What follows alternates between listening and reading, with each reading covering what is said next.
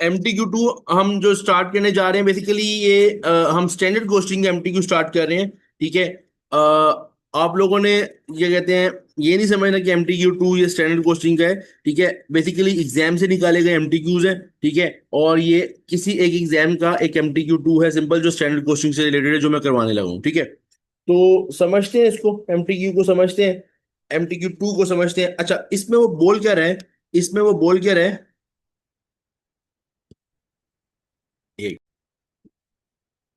अब standard costing के अंदर एक तो ऑपरेटिंग स्टेटमेंट भी हमारा एक टॉपिक रहा है। फिर स्टैंडर्ड कोस्टिंग अगर याद किया जाए तो material, labour, overheads, variable overheads, fixed overheads, फिर सेल्स, ये सारे वेरिएंसेस हमने पढ़े हुए हैं, जिसमें स्टैंडर्ड और एक्चुअल का कंपैरिजन करके हम वेरिएंस निकालते हैं। जनरल हमारा ये टॉपिक रहा है पूरे स्टैंडर्ड कोस्टिंग में, one of the most important chapters of F2। ठीक है।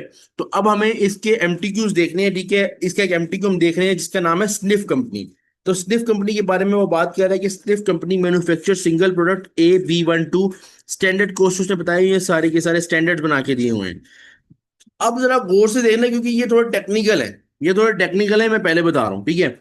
स्टैंडर्ड सेलिंग प्राइस वो बता रहा है 84 है, and Sniff company has budgeted to make and sell 4000 units per month. 4000 units की उन्होंने बजट किया, और 84 सेलिंग प्राइस है। फेब्रुवरी में एक्चुअल प्रॉफिट की बात वो कर रहे हैं कि एक्चुअल प्रॉफिट 4000 अबव बजट था। 4000 अबव बजट, यानी बजटेड प्रॉफिट जितना भी था उससे एक्चुअल प्रॉफिट 4000 ज्यादा था, ये मतलब है। तो टर्म्स को पढ़ना, लाइन को पढ़ना बड़ा जरूरी है। ठीक है। अब ये याद रखना कि एक्चुअल में ज्यादा प्रॉफिट हुआ था, यानी एक्चुअल में अच्छा हुआ था हमारे साथ। All variances have been calculated except material usages. उसने ये सारे वेरिएंसेस हमें दे दिए, एक्सेप्ट कौन सा, मटेरियल यूजेज का वेरिएंस उसने हमें नहीं दिया। अब और स्निफ कंपनी यूज क्या करता है, budgeted budgeted sniff cost, sniff uses absorption costing. ठीक है। Calculate the following for February, budgeted profit और material usage variance. Budgeted profit और मटेरियल यूजेज वेरिएंस। अब जरा गौर से देखो। बात यह है कि हम पहले ये देखेंगे कि बजटेड प्रॉफिट कैसे आएगा, और मटेरियल यूजेज वेरिएंस भी चाहिए, मटेरियल यूजेज वेरिएंस भी चाहिए। तो हमारे पास ना यहाँ जितना भी डेटा है, अब यहाँ से ये तो कंफर्म हो गया कि बजटेड प्रॉफिट अगर हम सोचें तो कहीं भी स्टैंडर्ड निकालने के लिए कहीं काम नहीं आता। बस एक जगह काम आता है, जब वो स्टैंडर्ड प्रॉफिट हमें मल्टीप्लाई करना होता है सेल्स वॉल्यूम वेरिएंस में। और यहाँ पे चूंकि उसने सारे वेरिएंसेस दिए हैं, तो मुझे शक पड़ रहा है कि ये एब्जॉर्प्शन कॉस्टिंग, वो जो ऑपरेटिंग स्टेटमेंट है उसकी बात हो सकती है। क्यों? क्योंकि उसने एब्जॉर्प्शन कॉस्टिंग का भी बताया हुआ है। तो अगर हम एब्जॉर्प्शन कॉस्टिंग के मुताबिक ऑपरेटिंग स्टेटमेंट की बात करें, अगर किसी बच्चे ने नॉलेज वाइज ऑपरेटिंग स्टेटमेंट नहीं पढ़ी, तो फिर मैं उसका जिम्मेदार नहीं हूँ। यानी ये पढ़ना पहले जरूरी है, फिर प्रैक्टिस समझ आएगी। ठीक है।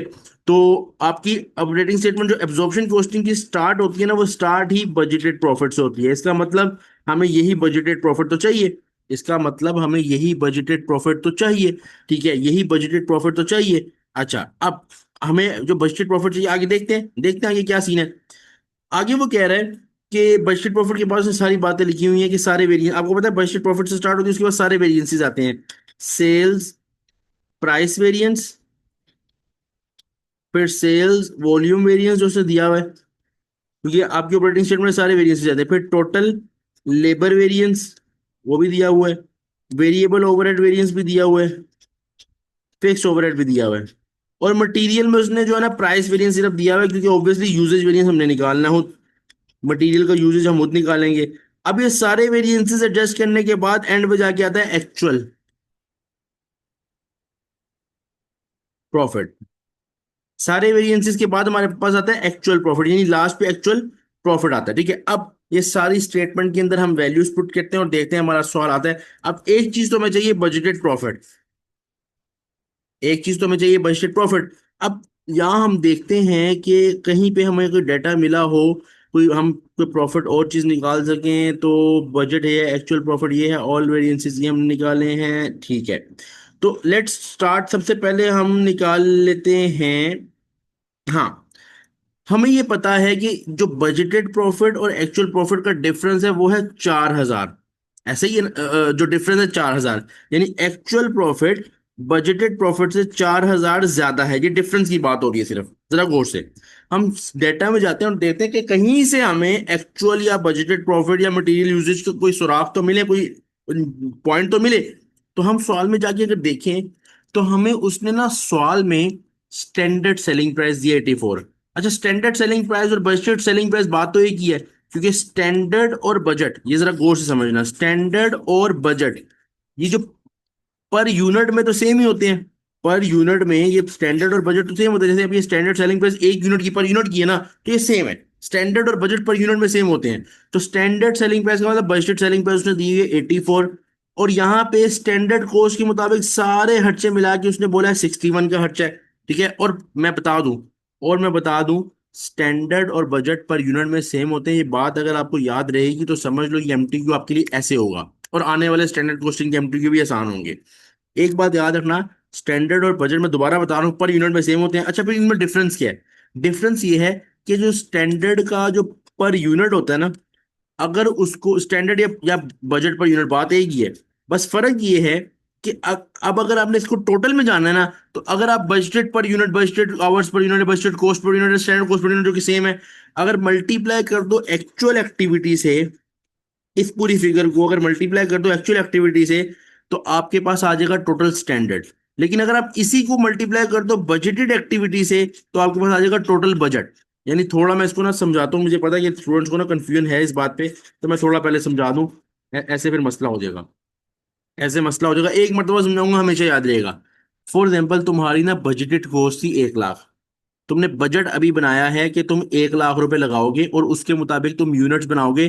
जो यूनिट्स तुम बनाओगे 10,000, ये टोटली बजट है, अभी एक्चुअल रिजल्ट्स नहीं आए। सही है, जरा गौर से देखना। अब तुमने एक्चुअल में बना लिए फॉर एग्जाम्पल 10,000 की जगह 12,000 यूनिट्स। ठीक है, एक्चुअल में तुमने बना लिए 12,000 यूनिट्स। ठीक है, अब देखो तुमने जो 1 लाख सोचा हुआ था, वो तो 10,000 के मुताबिक था ना, 12,000 के मुताबिक 1 लाख तो नहीं था। सिंपल बात है, ज्यादा आप यूनिट बनाओगे ज्यादा खर्चे लगेंगे। तो अब यहाँ पे बजट और स्टैंडर्ड का काम आता है। देखो, हम ये देखते हैं कि 12,000, अगर अगर यही 10,000 की जगह 12,000 यूनिट्स होते, तो फिर क्या बजट होता। तो जब हम इस बजट को एक्चुअल एक्टिविटी यानी 12,000 यूनिट्स के मुताबिक कन्वर्ट करेंगे, तो वो स्टैंडर्ड होता है। यानी ये जो अब मैं निकालूंगा ना, टोटल कॉस्ट कितनी लगनी चाहिए थी, वो होता है स्टैंडर्ड। ठीक है, बजट वो होता है जो सोचा, स्टैंडर्ड होता है जो लगता है। हमने सोचा 1 लाख का था, लेकिन जब चूंकि यूनिट ज्यादा बने तो लगेंगे ज्यादा, तो कितना लगना चाहिए था वो स्टैंडर्ड है। तो अब इसको कैसे निकालेंगे, हम देखेंगे बजट के मुताबिक कि एक यूनिट का कितना खर्चा। तो 1 लाख को डिवाइड करेंगे 10,000 पे, तो ये आएगा $10 पर यूनिट हमारा जो है ना, वो एक खर्चा आ गया 1 यूनिट का। तो ये इसको हम बोलेंगे क्या, बजटेड कॉस्ट पर यूनिट। ऐसे ही बोलेंगे ना, क्योंकि बजट है तो बजटेड कॉस्ट पर यूनिट। अब ये इसी को हम मल्टीप्लाई, क्योंकि हमें एक जो ये मिला है ना पर यूनिट, ये जो बजट, ये स्टैंडर्ड ही है। यानी स्टैंडर्ड कॉस्ट पर यूनिट 10 ही है। अब 12,000 को 10 से मल्टीप्लाई करेंगे तो टोटल में क्या आ जाएगा, 1,20,000। यानी स्टैंडर्ड क्या है, 1,20,000 लगना चाहिए था, क्योंकि कंपनी ने हमें एक यूनिट के लिए 10 रुपए दिए हुए थे। भाई मैं तुम्हें 1 लाख पकड़ाऊंगा और बोलूं 10,000 यूनिट बनाने हैं। कल को तुम 12,000 यूनिट बना दो, तो ऑब्वियसली 1 लाख तो नहीं लगाओगे ना, ज्यादा लगाओगे। तो तुम बोलोगे कि 1 लाख जो थे वो 10,000 के मुताबिक थे, 12,000 के मुताबिक 1,20 होने चाहिए। मैं तुमसे पूछूंगा तुम्हें कैसे पता, तुम कहोगे 1 लाख डिवाइड बाई 10,000, 10 रुपए एक यूनिट के आपने दिए। तो मैंने बनाया 12,000 यूनिट्स, तो 12,000 को 10 से मल्टीप्लाई करो तो 1,20 का स्टैंडर्ड होना चाहिए ना। तो मतलब ये हुआ कि पर यूनिट में ये दोनों सेम हुए ना। बस टोटल में डिफरेंस क्यों है, क्योंकि बजट वापस जब मल्टीप्लाई होता है एक्टिविटी के साथ, तो वो बजटेड एक्टिविटी से होता है। और अगर वही 10 एक्चुअल एक्टिविटी से हो गया यानी 12,000 से, तो वो स्टैंडर्ड निकल आएगा। मुझे बताओ बजट और स्टैंडर्ड में फर्क समझ आया, पहले ये बताओ ताकि मैं आगे चलूं। बजट और स्टैंडर्ड में फर्क समझ आया?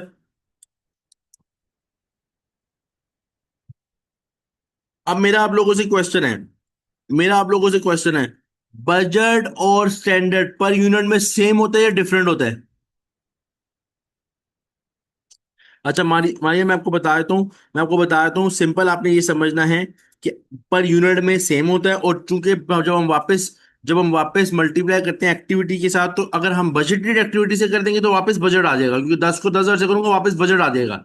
लेकिन अगर उस स्टैंडर्ड पर यूनिट को एक्चुअल एक्टिविटी से करूंगा तो स्टैंडर्ड आ जाएगा। बस ये समझना है, पर यूनिट में सेम रखना है, ताकि हमें क्लियर है कौन सा कि पर यूनिट में सेम होता है। ठीक है। अच्छा, अब थोड़ा यहाँ पे मजीद क्लियर होगा। अब यहाँ पे मजीद क्लियर होगा, हम थे इस क्वेश्चन पे, हमें चाहिए था बजटेड प्रॉफिट। हमने जब देखा हमें हमारे पास बजटेड सेलिंग प्राइस है, हमने जब देखा कि हमारे पास बजटेड सेलिंग प्राइस है, तो हम फौरन खुश हो गए। हम फौरन खुश हो गए, क्यों? क्योंकि अगर हमारे पास बजटेड सेलिंग प्राइस है, तो हम इससे बजटेड सेल्स निकाल सकते हैं। सर आप खुश क्यों हो रहे हैं बजटेड सेल्स पे? भाई बजटेड सेल्स हैं तो बजटेड प्रॉफिट तक तो जा सकते हैं। तो चलो देखते हैं बजटेड सेल्स किस तरह आएंगी। पहले सेल्स निकालते हैं। 84 अगर सेलिंग प्राइस है, मैं चाहता हूं मैंने बजटेड, अब तुम लोगों का इम्तहान है सही। मैं चाहता हूं कि मैंने बजटेड सेल्स निकालनी है, तो मैं इसको एक्चुअल यूनिट से मल्टीप्लाई करूंगा या बजटेड यूनिट से मल्टीप्लाई करूंगा? टोटल में बजटेड सेल्स चाहिए, स्टैंडर्ड सेल्स नहीं चाहिए, बताओ अब बताओ। मुझे टोटल में बजटेड सेल्स चाहिए। मैं बजटेड एक्टिविटी यूज करूं या एक्चुअल एक्टिविटी यूज करूं, बस ये बता दो ऊपर वाले कॉन्सेप्ट के मुताबिक।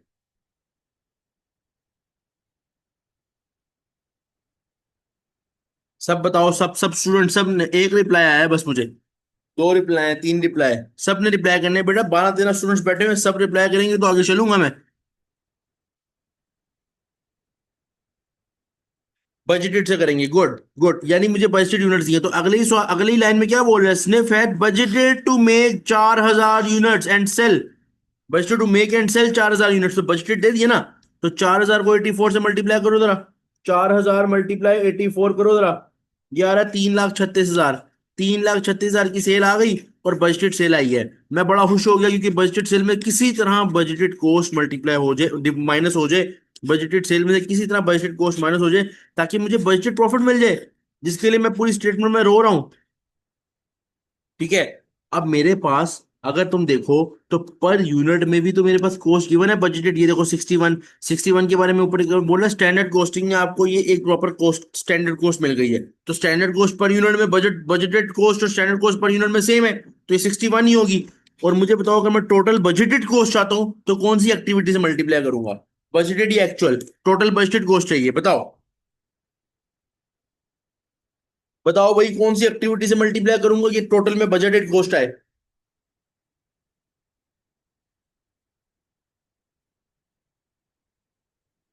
गुड गुड गुड गुड, सबने बताना है, सबने सबने भाई सबने। Budgeted budgeted, good good. मैं बजटेड से करूंगा तो 4000 यूनिट जो बनाए हैं वो बनाने पे और बेचने पे एक ही यूनिट है, तो 4000 यूज होंगे ना।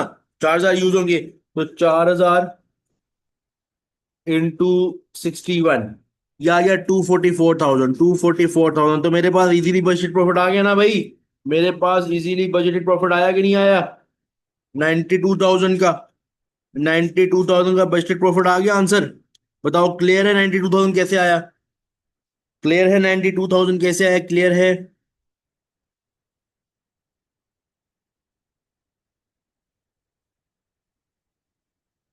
मारिए मैंने बस क्या किया, बजटेड सेल्स में से बजटेड कॉस्ट माइनस कर दी। 336 में से 244 माइनस कर दिया। इसमें कौन सा पॉइंट आपको क्लियर नहीं हुआ? आप पूछ ले, मैं आपको बताया तो।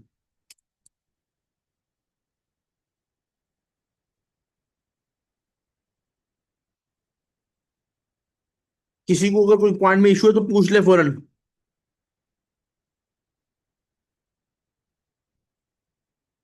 हाँ सिंपल, हमने जिस सेल्स में से कॉस्ट माइनस किया। अच्छा 92,000। अच्छा अब मेरे बच्चों, तुम लोग बच्चों बोल रहा हूँ, हालांकि तुम मुझसे सारे 2 साल बड़े हो। अगर तुम 92,000 देखो बजटेड प्रॉफिट है, अगर तुम 92,000 देखो बजटेड प्रॉफिट है, हमें एक्चुअल प्रॉफिट के बारे में एक बात बताई गई थी सवाल में कि एक्चुअल प्रॉफिट, पहले इस चीज की तो खुशी मना ले कि हमने 92,000 निकाल लिए, पहले रिक्वायरमेंट कर लिए। पहले ये खुशी तो मना मना ले कि 92,000 हमने आंसर निकाल लिया। अब दूसरी बात उसने हमें सवाल में बोली थी, दूसरी सवाल उसने हमें बात उसने सवाल में बोली थी कि एक्चुअल प्रॉफिट 4000 ज्यादा है। तो भाई 92 में 4000 ऐड कर दो, एक्चुअल प्रॉफिट क्या आ गया? 96,000, सिंपल। एक्चुअल प्रॉफिट 96,000 आ गया ना। एक्चुअल प्रॉफिट 96,000 आ गया। अच्छा तो ये मैंने क्यों निकाला मैं बताता हूँ। 92,000 पहला रिक्वायरमेंट हो गई। असल में जो दूसरी रिक्वायरमेंट है ना मटेरियल यूजेज, यहाँ जो निकालनी है वो निकालने के लिए हमें ये चाहिए था 96,000, ताकि हम प्रॉपरली कैलकुलेशन कर सकें। ठीक है। तो 96,000 भी पता चल गया। अब सारे वेरिएंसेस लिखते हैं। सेल्स प्राइस वेरिएंस है 1200। ये बात हमें पता है। अगर नहीं पता, किसी स्टूडेंट ने ऑपरेटिंग स्टेटमेंट नहीं पढ़ी तो वो पहले पढ़े फिर समझ आएगी कि हर एडवर्स वेरिएंस यहाँ से माइनस होगा और हर फेवरेबल वेरिएंस यहाँ पे ऐड होगा। हर फेवरेबल वेरिएंस ऐड होगा और हर एडवर्स वेरिएंस माइनस होगा। याद से, ये गलती ना करे कोई, ये बच्चों वाली गलती ना करे कोई।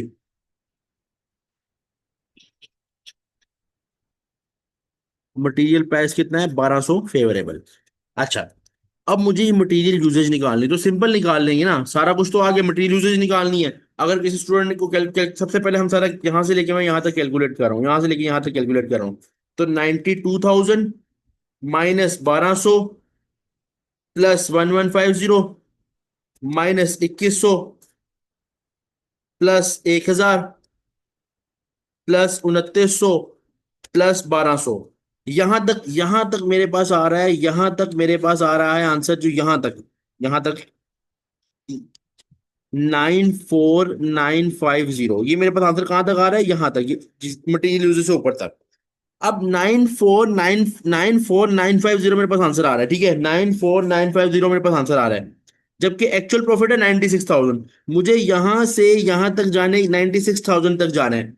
अब मेरा तुम लोगों से सवाल है, मुझे 94,950 से 96,000 तक जाना है, तो मैं कुछ ऐड करूंगा या माइनस करूंगा, बताओ। ये तो बच्चों वाला सवाल है भाई, 94,950 से 96,000 तक जाना है, ऐड करूंगा या माइनस करूंगा, बताओ।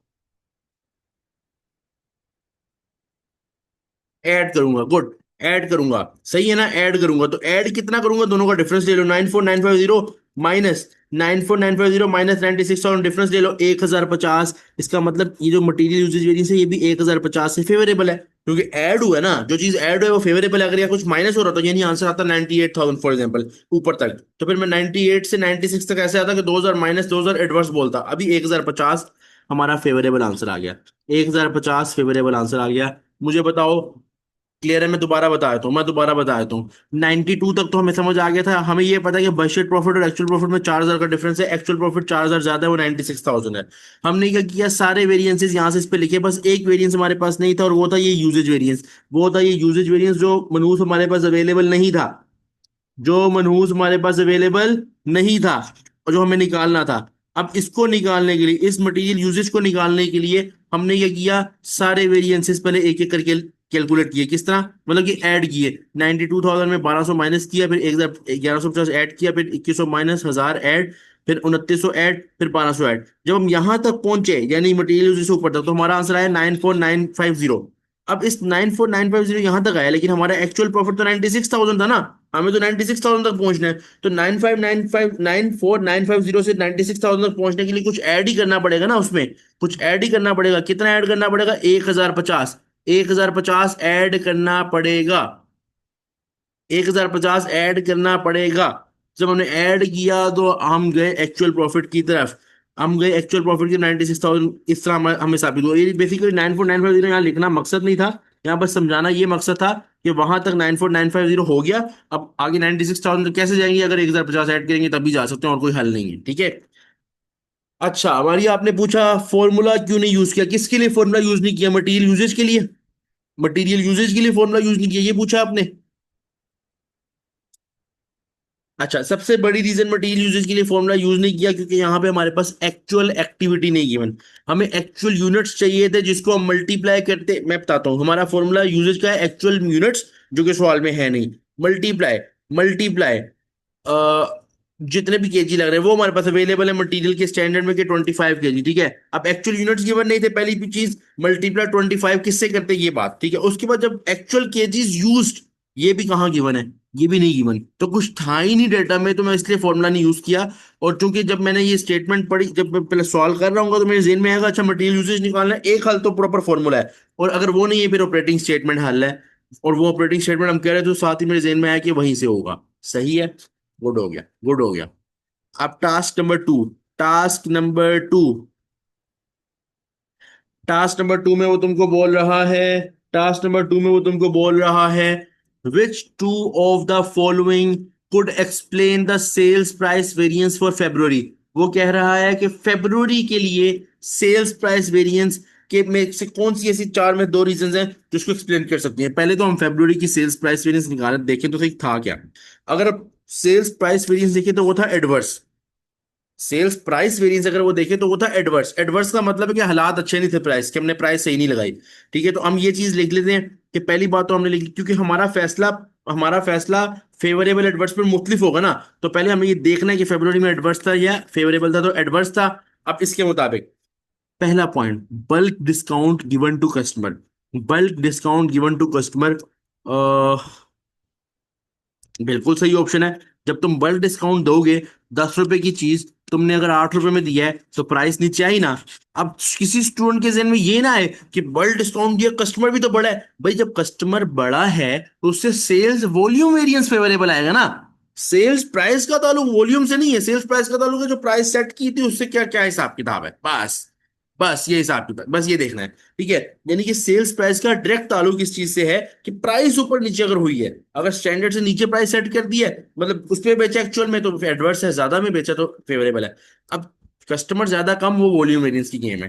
तो बल्क डिस्काउंट जब दोगे तो प्राइस कम दोगे तो ये ऑप्शन होगी, एडवर्स की रीजन हो सकती है। दूसरा, standard selling price set to high, ये भी तो ऑप्शन हो सकती है। आपने स्टैंडर्ड सेट कर दिया कि मैं 25 रुपए में चीज बेचूंगा, ज्यादा स्टैंडर्ड हैवी स्टैंडर्ड सेट कर दिया, मार्केट में आपसे वो चीज 15 में कोई नहीं ले रहा, तो आप सस्ता ही दोगे ना। तो स्टैंडर्ड प्राइस एक लेवल से ज्यादा कर दी भाई, क्यों की तुमने? क्योंकि ज्यादा सेट कर दोगे तो फिर बाद में जब कम बिकेगा तो प्राइस वेरिएंस क्या होगा, एडवर्स आएगा। तो ए और बी ही इसका ऑप्शन है, ए और बी ही इसका ऑप्शन है। मुझे बताओ क्लियर हुआ?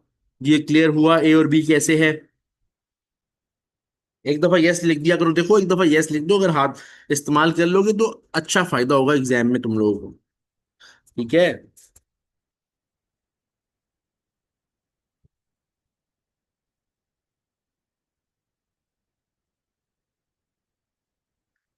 गुड हो गया, गुड हो गया, very good students, very good. अच्छा, लास्ट में हमारे पास एक क्वेश्चन है, टास्क 3 है MTQ2 का। In March the following variances were calculated, ये सारे वेरिएंसेस कैलकुलेटेड है। अच्छा देखते हैं क्या गेम है। If budgeted profit for March was 42,000 but with the actual profit, ये तो मेरा ख्याल है उसने सीधा सीधा वो पूछा हुआ है, वही स्टेटमेंट अगेन अगेन दोबारा, क्योंकि बजटेड प्रॉफिट दिया हुआ है और एक्चुअल प्रॉफिट तक जाना है। तो हमारे पास एक ही चीज है बजटेड प्रॉफिट से एक्चुअल प्रॉफिट तक जाने की, और वो है हमारे पास एक फॉर्मेट जो हमने ऑलरेडी अभी देखा था, कि बजटेड प्रॉफिट जो है हमारे पास है 42,000।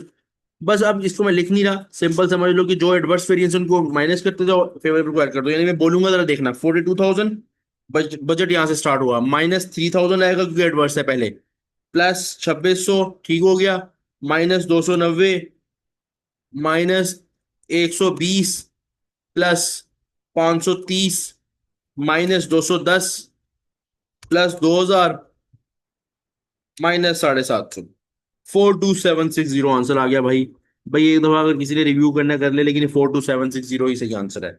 बताओ भाई, क्लियर हो गया? ये बेसिकली एक एब्जॉर्प्शन की जो ऑपरेटिंग स्टेटमेंट है ना, एब्जॉर्प्शन की, वो यूज की है।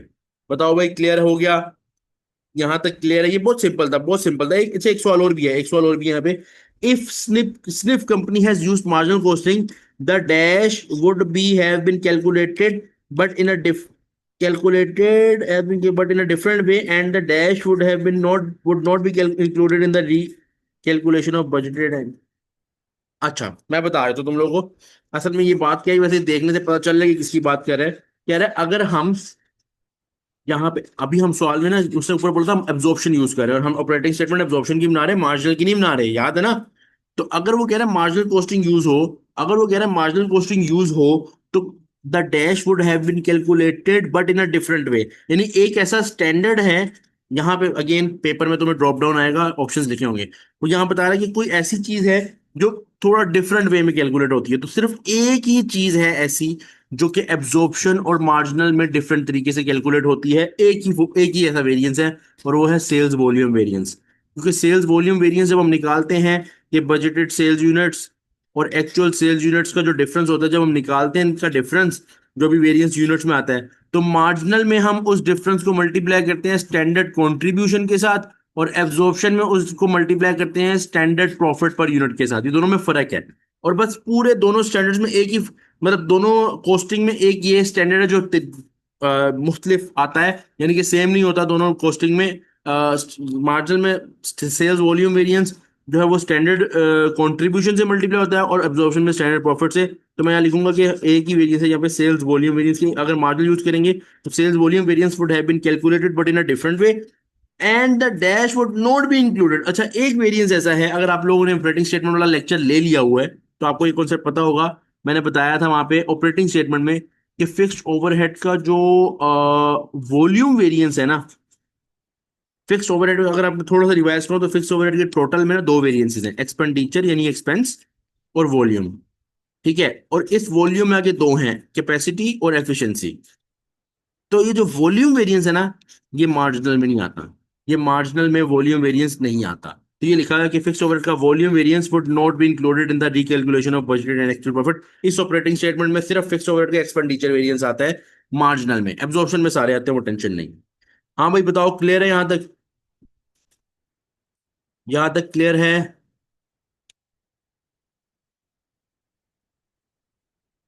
एक दफा कंफर्म कर दो। एक दफा कंफर्म कर दो। थकना किसी ने नहीं है भाई, थकना किसी ने नहीं है।